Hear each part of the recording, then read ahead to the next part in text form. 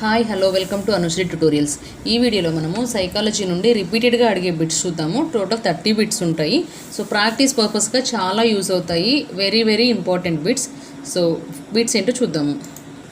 So the first one, సాంఘిక వికాసానికి తొలిమెట్టు అయిన ఆత్మ భావన ప్రారంభమయ్యే దశ. ఏ దశలో అంటే వికాస దశలు ఉన్నాయి కదా, మనకి ఉన్న 10 వికాస దశల్లో ఏ దశలో ఆత్మ భావన అనేది మొదలవుతుంది అని చెప్పేసి క్వశ్చన్. సో దీనికి వచ్చేప్పటికి కరెక్ట్ ఆన్సర్ పూర్వ బాల్య దశ. పూర్వ బాల్య దశలో మనకి ఆత్మ భావన అనేది మొదలవుతుంది. సో ద నెక్స్ట్ వన్, పిల్లలు వస్తువును పట్టుకోవడానికి మొదట చేతిని మొత్తం ఉపయోగించి తర్వాత చేతి వేళ్లతో వస్తువును పట్టుకోగలుగుతారు. ఇందులో ఇమిడి ఉన్న వికాస సూత్రం ఏంటి? ఆప్షన్స్ చూద్దాము. వికాసం సాధారణ దిశ నుండి నిర్దిష్ట దిశగా సాగుతుంది. వికాసం ఒక ఖచ్చితమైన నమూనాను అవలంబిస్తుంది. వికాసం అవిచ్ఛిన్నంగా సాగుతుంది. వివిధ వికాసాలు పరస్పర సంబంధంగా కొనసాగుతాయి. సో క్వశ్చన్ వచ్చేప్పటికే ఫస్ట్ ఏమో చెయ్యి మొత్తాన్ని వాడారు, ఆ తర్వాత చేతి వేళ్లతో మాత్రమే పట్టుకోగలుగుతున్నారు. అంటే ఒక దిశ అనేది ఉందన్నమాట, ఒక నిర్దిష్ట దిశగా వెళ్తుంది. సో దీనికి వచ్చేప్పటికే కరెక్ట్ ఆన్సర్ ఆప్షన్ 1, వికాసం సాధారణ దిశ నుండి నిర్దిష్ట దిశగా సాగుతుంది. సో ద నెక్స్ట్ వన్, పిల్లవాడు పరిసరాలను తనకు అనుగుణంగా మార్చుకోవడం అనే సంజ్ఞానాత్మక ప్రక్రియ. పరిసరాలను తనకి అనుగుణంగా మార్చుకుంటున్నాడు. సో ఈ ప్రక్రియను ఏమంటాము అంటే సాంశీకరణము అంటాము. సో ఆప్షన్ 2 అనేది కరెక్ట్ ఆన్సర్ అవుతుంది. అనుగుణంగా అన్నాం కదా అని చెప్పేసి అనుగుణ్యత అనుకోకండి. తనకు అనుగుణంగా పరిసరాలను మార్చుకోవడాన్ని మనము సాంశీకరణము అంటాము. Now see the next one, క్రింది వానిలో సమాధానాలు రాసే కాలాన్ని బట్టి ప్రజ్ఞా పరీక్షల వర్గీకరణ రకము. సో కాలాన్ని బట్టి అంటే మీరు ఈ ఆప్షన్స్ కన్నా కూడా ఇక్కడ ఉన్న ఆప్షన్స్ చూడండి, టైం బేస్ చేసుకొని ఉండేవి ఏంటి, స్పీడ్ టెస్ట్లు అనేవి టైం బేస్ చేసుకొని ఉంటాయి. అంటే వేగ పరీక్షలు, శక్తి వేగ పరీక్షలు అనేవి కాలాన్ని బట్టి ఉంటాయి అని చెప్పేసి చెప్పొచ్చు అనమాట. సో ఆప్షన్ 3 అనేది కరెక్ట్ ఆన్సర్ అవుతుంది. సో మీరు ఒకసారి ఇంగ్లీష్లో ఉన్న ఆప్షన్స్ని కూడా చెక్ చేసుకున్నారంటే సమ్ టైమ్స్ మనకి తెలియని దానికి కూడా ఆన్సర్ చేయడానికి ఛాన్స్ ఉంటుంది. Now see the next one, ఒక పిల్లవాడు అమితమైన సిగ్గు కారణంగా తన తరగతి విద్యార్థులతో సరిగా కలవలేకపోతున్నాడు. ఈ అబ్బాయి సమస్య. సో ఈ సిగ్గు వలన అందరితో సరిగా మాట్లాడలేకపోతున్నాడు. ఆ సమస్యని ఏమంటాం? అది శారీరక సమస్య, శారీరక రుగ్మతన, మానసిక రుగ్మతన, ప్రవర్తన సమస్యన? సో మనకు ఆప్షన్స్ చూస్తే ఈజీగా ఆన్సర్ చేయగలం. అది ప్రవర్తన సమస్య. సో ఆప్షన్ 4 అనేది కరెక్ట్ ఆన్సర్ అవుతుంది. సో ద నెక్స్ట్ వన్, పిల్లల్లో మొట్టమొదట ఏర్పడే భావోద్రేకం అన్న ఉద్వేగం అన్న ఒకటే. ఓకేనా, మనం చదువుకునేప్పుడు కొన్ని బుక్స్లో ఉద్వేగం అంటాము, మొట్టమొదటి ఉద్వేగం అంటాము. సో ఉద్వేగం ఏంటి? మొట్టమొదటి ఉద్వేగం అంటే ఉత్తేజం. ఆప్షన్ 2 అనేది కరెక్ట్ ఆన్సర్ అవుతుంది. సీ ద నెక్స్ట్ వన్, ఉపాధ్యాయుడు కూడా పిల్లలతో ఆటలు ఆడే సమయంలో పిల్లల యొక్క ప్రవర్తనను పరిశీలించడం అనేది, అంటే వాళ్ళతో పాటు ఉంటూ వాళ్ళతో పాటు ఆడుతూ వాళ్ళ ప్రవర్తనని పిల్లలకు తెలియకుండానే పరిశీలిస్తున్నాడు అనమాట. సో ఇలా ఈ పరిశీలించడం అనేది ఏ రకమైన పరిశీలన కిందకు వస్తుంది అంటే సంచరిత పరిశీలన. అంటే వాళ్ళతో పాటు తిరుగుతూ పరిశీలిస్తున్నాము అని. సో ఆప్షన్ 1 అనేది కరెక్ట్ ఆన్సర్ అవుతుంది, సంచరిత పరిశీలన. ఇతరులతో గల సంబంధాలు మరియు పుస్తకాలు, కథలు, నవలలు మొదలైనవి చదవడం ద్వారా పిల్లలలో పెంపొందే ఆత్మభావన. సో ఈ పుస్తకాలు, కథలు, నవలలు ఇవన్నీ ఏంటంటే ఆదర్శాల గురించి చెప్తూ ఉంటాయి అన్నమాట. ఇతరులతో ఉండే సంబంధాలు కానీ ఈ పుస్తకాలు ఇవన్నీ చదవడం వల్ల కూడా వాళ్ళలో ఏమి డెవలప్ అవుతుందంటే ఆదర్శ ఆత్మభావన అనేది డెవలప్ అవుతుంది. ఓకేనా, సో ఆప్షన్ 1 అనేది కరెక్ట్ ఆన్సర్ అవుతుంది. Now see the next one, గణితము, విజ్ఞాన శాస్త్రాల పట్ల ఒకే రకమైన అభిరుచి కలిగిన బాలుడు 10వ తరగతిలో ఉత్తీర్ణత సాధించాడు. అతడు ఎంపీసీ లేదా బైపీసీ గ్రూపు ఎంపిక చేసుకోవాలి. అతను ఎదుర్కొంటున్న సంఘర్షణ. ఇక్కడ చూడండి, ఎంపీసీ లేదా బైపీసీ తీసుకోవాలి. సో వాడికి ఏ సబ్జెక్ట్ ఇష్టమైతే అది తీసుకోవచ్చు. కానీ వాడికి గణితము, విజ్ఞాన శాస్త్రం ఇస్ నథింగ్ బట్ సైన్స్ అనమాట. రెండింటి పట్ల ఒకే రకమైన అభిరుచి ఉంది. అంటే రెండింటి పట్ల కూడా అభిరుచి ఉంది అంటే రెండూ కూడా ఇష్టమైనవే. గణితము ఇష్టమే, విజ్ఞాన శాస్త్రము ఇష్టమే. సో 2 సబ్జెక్టులు ఇష్టమైనప్పుడు ఆ రెండిటిల్లో దేనిని ఎంచుకోవాలి అనే సంఘర్షణ ఏంటి అంటే ఉపగమ సంఘర్షణ అంటాము. ఓకేనా, ఆప్షన్ 4 అనేది కరెక్ట్ ఆన్సర్ అవుతుంది. Now see the next one. Noam Chomsky ప్రకారం ప్రతి వ్యక్తిలో ఉండే భాగం. చామ్స్కీ లాంగ్వేజ్కి సంబంధించి ప్రతి వ్యక్తిలోనూ ఎల్ఏడి అనేది ఉంటుంది అని చెప్పారు కదా. ఎల్ఏడి అంటే లాంగ్వేజ్ ఎక్విషన్ డివిజన్. బట్ ఇక్కడ ఆప్షన్స్లో అది లేదు. మనకున్న ఆప్షన్స్ ప్రకారం ఇక్కడ కరెక్ట్ ఆన్సర్ వచ్చేప్పటికే సార్వత్రిక భాషా విభాగం. సో లాంగ్వేజ్ ఎక్విషన్ డివైజ్ అనేది ఇక్కడ లేదు, యూనివర్సల్ లాంగ్వేజ్ ఫ్యాకల్టీ అనేది ఉందన్నమాట. ఓకేనా, సార్వత్రిక భాషా విభాగం అనేది ఉంటుంది అని చెప్పారు ప్రతి వ్యక్తిలోనూ. చెప్పింది ఎవరు? నోమ్ చామ్స్కీ. సో ఆప్షన్ 2 అనేది కరెక్ట్ ఆన్సర్ అవుతుంది. See the next one. Cricket మ్యాచ్లో మొదట బంతికి అవుట్ అయిన సాగర్ కోపంగా తన బ్యాటును గట్టిగా పిచ్ కేసి కొట్టడంలోని రక్షక తంత్రం. అవుట్ అయ్యాడు, తనకి కోపం వచ్చింది, ఆ కోపాన్ని బ్యాట్ను గట్టిగా కొట్టడంలో చూపించాడు. అంటే ఒకదాని మీద ఉన్న కోపం, అవుట్ అవ్వడం వల్ల వచ్చిన కోపాన్ని బ్యాట్ను కొట్టడంలో చూపించారు అన్నమాట. వేరొక దాని మీద చూపించారు. ఒక దాని మీద కోపం ఇంకొక దాని మీద చూపించడాన్ని ఏమంటాము? విస్థాపనం అంటాము. అంటే ఆప్షన్ 2 అనేది కరెక్ట్ ఆన్సర్ అవుతుంది. Now see the next one. వ్యక్తి విశ్వసనీయత అనే సద్గుణాన్ని సాధించుకుని మనోసాంఘిక క్లిష్ట పరిస్థితి. ఈ విశ్వసనీయత అనే సద్గుణాన్ని సాధించుకునే పరిస్థితి ఏంటి? ఆ దశ ఏది అంటే ఆప్షన్ వచ్చేప్పటికి 4th ఆన్సర్ కరెక్ట్ అవుతుంది. ఆప్షన్ 4 అనేది కరెక్ట్ ఆన్సర్.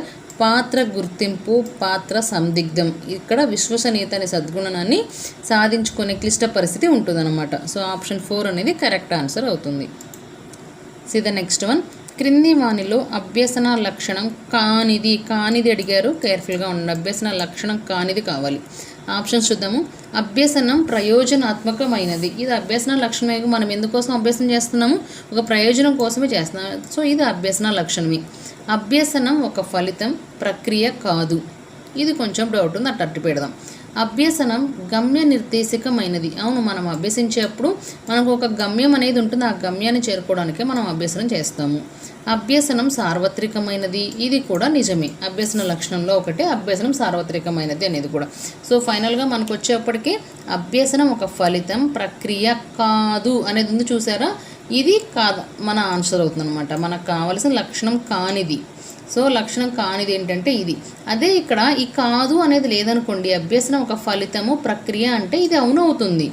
ఇది ఇంతవరకు కూడా అభ్యసన లక్షణమే. బట్ ఇక్కడ కాదు అన్నారు కాబట్టి ఇది అభ్యసన లక్షణం కానిది అనమాట. ఓకేనా?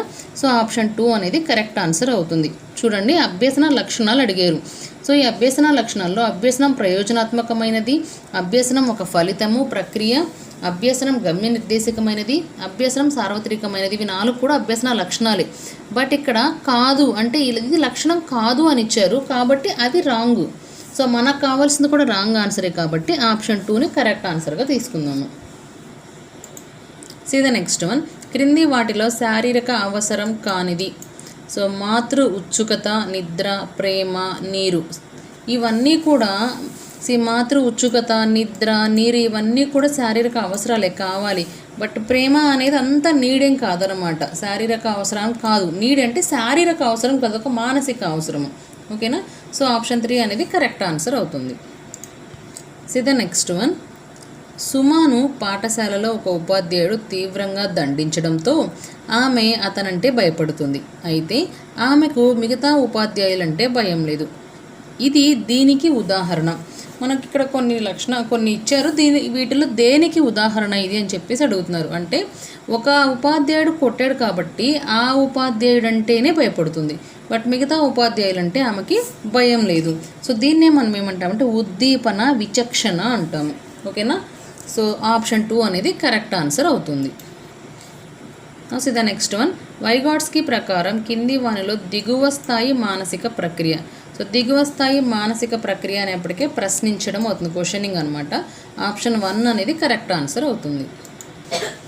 C the next one. Bandura పునర్బలనాలను 3 రకాలుగా వర్గీకరించారు. ఈ వర్గీకరణకు చెందనిది కావాలి మనకి. సో ఇక్కడ ఉన్నాయి కనుక చూసుకుంటే ప్రత్యక్ష పునర్బలనం, పరోక్ష ప్రత్యామ్నాయ పునర్బలనం, స్వీయ పునర్బలనం, నిరంతర పునర్బలనం. బండూరా ప్రకారం ఈ 3 రకాల వర్గీకరణలకే వస్తాయన్నమాట. ఈ 3 రకాల వర్గీకరణలకు చెందనిది ఏంటంటే నిరంతర పునర్బలనం అనేది దీనికి సంబంధించింది కాదు. సో ఆప్షన్ 4 అనేది కరెక్ట్ ఆన్సర్ అవుతుంది. Now see the next one. Ganesh పరీక్షలకు తయారవుతూ మొదట ఫిలాసఫీని తర్వాత సైకాలజీని నేర్చుకున్నాడు. సైకాలజీ పరీక్ష రాస్తుంటే అతనికి ఫిలాసఫీ గుర్తుకు వస్తుంది, కానీ సైకాలజీకి గుర్తుకు రావడం లేదు. దీనికి కారణం చూడండి, ఫస్ట్ ఒకటి నేర్చుకున్నాడు, తర్వాత ఇంకొకటి నేర్చుకున్నాడు. ఫస్ట్ నేర్చుకున్నది తర్వాత నేర్చుకున్న దానికి ఆటంకాన్ని కలిగిస్తుంది. సో దీన్ని ఏ రకమైన ఆటంకం అంటామంటే పురోగమన అవరోధం అంటాము. ముందు నేర్చుకున్నది ఆటంకాన్ని కలిగిస్తుంది కాబట్టి దాన్ని మనము పురోగమన అవరోధం అంటాము. ఆప్షన్ 2 అనేది కరెక్ట్ ఆన్సర్ అవుతుంది. Now see the next one. Rakesh 30 పదాలున్న అర్ధరహిత పదాల జాబితాను 20 సార్లు చదివి నేర్చుకున్నాడు. 2 నెలల తర్వాత అతనిని అదే జాబితాను మరలా నేర్చుకోమనగా ఈసారి 12 ప్రయత్నాల్లోనూ నేర్చుకోగలిగాడు.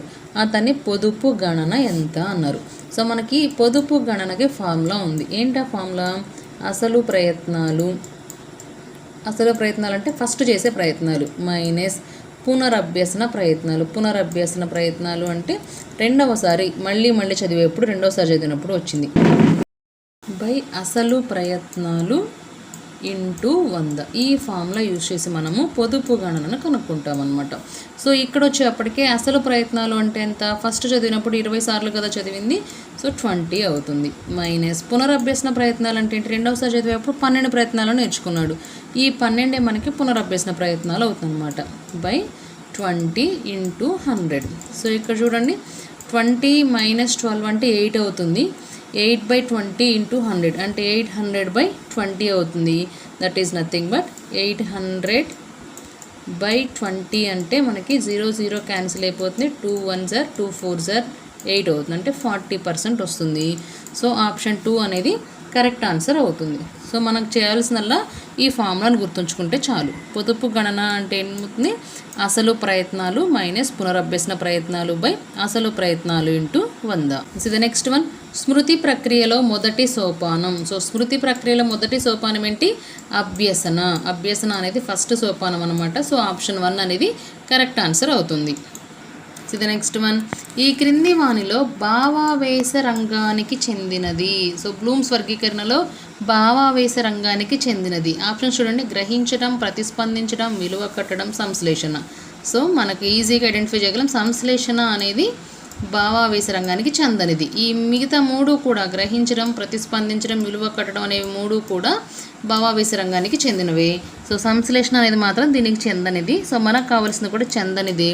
ఆప్షన్ 4 అనేది కరెక్ట్ ఆన్సర్ అవుతుంది. ఒక పరిస్థితికి ప్రతిస్పందనకు మధ్య అనువుగా మార్చుకోవడానికి వీలైన సంధానము ఏర్పడినప్పుడు, మిగతా అంశాలు సమానమైనప్పుడు ఆ సంధానం పటిష్టమవుతుంది అనేది. అంటే ఒక పరిస్థితి, దాని మధ్య ఒక ప్రతిస్పందన ఉంది, ఆ రెండింటిని అనువుగా మార్చుకోవడానికి మనకు సంధానం ఏర్పడుతుంది. మిగతా అంశాలన్నీ కూడా సమానమైనప్పుడు ఈ సంధానాన్ని మనము ఉపయోగితా నియమము అంటాము. సో ఆప్షన్ 1 అనేది కరెక్ట్ ఆన్సర్ అవుతుంది. So the next one. Dyslexia ఈ అభ్యసన లోపము. సో డిస్లెక్సియా అనేది రీడింగ్ లోపాన్ని డిస్లెక్సియా అంటాము. పఠన సంబంధ లోపం అనమాట. ఆప్షన్ 4 అనేది కరెక్ట్ ఆన్సర్ అవుతుంది. So the next one. సమీకృత ప్రకల్పన యందు విషయ సమాచారం. సమీకృత ప్రకల్పన అంటే ఇంటిగ్రేటెడ్ ప్రాజెక్ట్. ఇంటిగ్రేటెడ్ ఈ వర్డ్ చూస్తేనే అర్థమవుతుంది మనకి. అదేంటంటే చాలా వాటి సమాచారం ఉంటుంది అని. సో అంటే అనేక సబ్జెక్టులకు సంబంధించి ఉంటేనేది ఇంటిగ్రేటెడ్ ప్రాజెక్ట్ అంటాము. ఆప్షన్ 2 అనేది కరెక్ట్ ఆన్సర్ అవుతుంది. So the next one. శిశు కేంద్రీకృత బోధనా విధానానికి వ్యతిరేకమైన ప్రవచనం కావాలి. సో ఆప్షన్ చూద్దాము. పిల్లలు ఉపాధ్యాయుల ప్రశ్నలకు సమాధానాలు ఇవ్వడానికి పరిమితం అవుతారు. శిశు కేంద్రీకృతం అంటేనే అసలు ఇది కాదు. ఉపాధ్యాయులు అడిగే ప్రశ్నలు కాదు, పిల్లలు ఆలోచించాలి, వాళ్ళకి డౌట్లు రావాలి, మనం క్లారిఫై చేయాలన్నట్టు ఉంటుందన్నమాట. సో ప్రవచనం కానిది అన్నారు కదా, వ్యతిరేకమైన ప్రవచనం అన్నారు కదా, ఇదే వ్యతిరేకమైన ప్రవచనం అనమాట. ఆప్షన్ 1 అనేది కరెక్ట్ ఆన్సర్ అవుతుంది. ఒకసారి రిమైనింగ్ ఆప్షన్స్ని కూడా చూద్దాము. పిల్లలు జ్ఞానాన్ని నిర్మించుకుంటూ అభ్యసిస్తారు. అవును. పిల్లలు తమ ఆలోచనలను ఉపాధ్యాయులతో సమవయస్కులతో పంచుకుంటారు. అవును. పిల్లల్లో స్వీయ అభ్యసనం జరుగుతుంది. సో ఈ 3 కూడా శిశు కేంద్రీకృత బోధనకి సంబంధించినవి. వ్యతిరేకమైన ప్రవచనం అంటే ఫస్ట్ ఆప్షన్ అనమాట. సో మనకు కావాల్సిన answer option 1. So the next one. పియాజే మరియు బ్రూనర్లు బోధనా ప్రక్రియలో బోధించిన ప్రధాన అంశం. పియాజే మరియు బ్రూనర్ వీళ్ళిద్దరూ చెప్పిన ప్రధానమైన అంశం ఏంటంటే బోధన పరిపక్వతల మధ్య సంబంధాన్ని వీళ్ళిద్దరూ చెప్పింది కూడా. బోధన అనేది ఎలా ఉండాలంటే శిశువు పరిపక్వతను బట్టి ఉండాలి. ఇప్పుడు మనం యూజ్ చేసేది కూడా ఇవే. ఏ క్లాస్కి ఎంత సబ్జెక్ట్ ఉండాలి ఏంటి అని చెప్పేది ఇవే అనమాట. బోధన పరిపక్వతల మధ్య సంబంధం గురించి చెప్పారు పియాజే అను బ్రూనర్ ఇద్దరూ కూడాను. సో ఆప్షన్ 1 అనేది కరెక్ట్ ఆన్సర్ అవుతుంది. హెర్బర్ట్ సోపానములలో చివరి సోపానం ఏంటి? పునర్విమర్శ అనమాట. సో ఆప్షన్ 4 అనేది కరెక్ట్ ఆన్సర్ అవుతుంది. The next one, Edgar Dale అనుభవాల శంకువు ప్రకారం అధిక మూర్తిమత్వ అనుభవం. సో మనకున్న ఈ ఆప్షన్స్లో మూర్తిమత్వం ఎక్కువగా ఉన్న అనుభవం ఏంటి అని అడుగుతున్నారు. సో ఆప్షన్స్ చూద్దాము. మ్యూజియం నందు నీటి ఏనుగును పరిశీలించడం, మ్యూజియంలో చూస్తున్నారు. నెక్స్ట్, జంతు ప్రదర్శనశాలలో నీటి ఏనుగును పరిశీలించడం, ఇదేమో జూలో చూస్తున్నారు. ఇది వచ్చేప్పటికి మ్యూజియంలో చూస్తున్నారు. నీటి ఏనుగల అనుకరించడం, ఇది వేరే వాళ్ళు చేసి చూపిస్తున్నారు అనమాట నీటి ఏనుగులాగా. నెక్స్ట్ వచ్చేప్పటికి పత్రికలోని నీటి ఏనుగు చిత్రాన్ని, పేపర్లో పడిన ఫోటోని పరిశీలిస్తున్నారు. ఈ 4 మనకి ఎక్కువగా మూర్తత్వం అంటే రియాలిటీ, అంటే నిజంగా చూసిన ఎక్స్పీరియన్స్ అనేది ఎప్పుడు వస్తుందంటే జూలో చూసినప్పుడు. జూలో మనం రియల్గా ఉన్న యానిమల్ని చూస్తాము, మ్యూజియంలో రియల్గా ఉన్న యానిమల్ని చూడము. వాటికి సంబంధించిన ఫొటోస్నో లేకపోతే స్కెల్టన్స్నో చూస్తారు అంతే. సో జూలో చూసేది మనం రియల్ కాబట్టి అది ఎక్కువ మూర్తిమత్వాన్ని కలిగి ఉంటుంది. సో ఆప్షన్ 2 అనేది కరెక్ట్ ఆన్సర్ అవుతుంది. ద నెక్స్ట్ వన్, మంత్రణ ప్రక్రియలో మొదటి చర్య. ఈ మంత్రణ అనే దానిలో ఫస్ట్ ఏం చేస్తాం? ఫస్ట్ చర్య ఏంటి అంటే మంత్రణార్థితో పరస్పర సంబంధం ఏర్పరచుకోవడం. మంత్రణార్థితో పరస్పర సంబంధాన్ని ఏర్పరచుకోవడమే ఫస్ట్ చర్య అనమాట. సో ఆప్షన్ 2 అనేది కరెక్ట్ ఆన్సర్ అవుతుంది. ద లాస్ట్ వన్, జాతీయ విద్యా ప్రణాళిక చట్టం 2005 ప్రాధాన్యత అంశం. ఎన్సిఎఫ్ 2005లో ప్రాధాన్యత అంశం ఏంటి అంటే చూడండి, సమాచార బదిలీ చేయడమా, సిలబస్ పూర్తి చేయడమా, జ్ఞాన నిర్మాణమా, కంఠస్థంగా ఉంచడం అయితే అస్సలు కాదు. సిలబస్ మాత్రమే పూర్తి చేయాలని ఎవ్వరూ చెప్పరు. సమాచార బదిలీ, జ్ఞాన నిర్మాణం, ఖచ్చితంగా జ్ఞాన నిర్మాణమే అవుతుంది. సో ఆప్షన్ 3 అనేది కరెక్ట్ ఆన్సర్ అవుతుంది. సో చూసారు కదండి. సో ఈ 30 బిట్స్లో మీరు ఎన్ని బిట్స్ కరెక్ట్ ఆన్సర్ చేయగలిగారో నాకు కమెంట్ చేయండి. And don't forget to subscribe Anusri tutorials. Thank you.